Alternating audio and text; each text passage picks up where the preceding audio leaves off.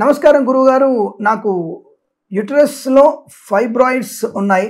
దానివల్ల నాకు పీరియడ్ 10 రోజులు ఉంటుంది. మళ్ళీ ఎక్కువ పని చేసినప్పుడు మధ్యలో కనబడుతుంటుంది. ఇలాంటప్పుడు తీర్థయాత్రలకి వెళ్ళవచ్చా? గురువుగారు నమస్కారం తెలియజేయండి.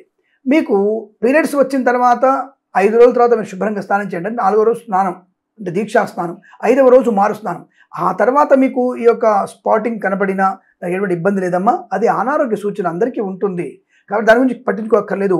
కానీ 15 రోజుల తర్వాత మళ్ళీ మీకు పీరియడ్స్ లాగా కనబడితే మాత్రం తప్పకుండా దోషమే. అంటే మధ్యలో ఆగిపోయి మళ్ళీ 15 రోజుల తర్వాత పీరియడ్స్ కనబడితే అది దోషమే, అది మళ్ళీ మీకు పీరియడ్స్ వచ్చినట్టే.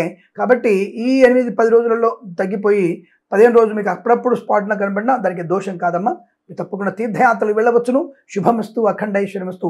మరి మీరు తప్పకుండా మన యూట్యూబ్ ఛానల్ ఆస్ట్రో సిండికేట్ అండి, వెంటనే సబ్స్క్రైబ్ చేయండి. శుభమస్తు. నమస్కారం.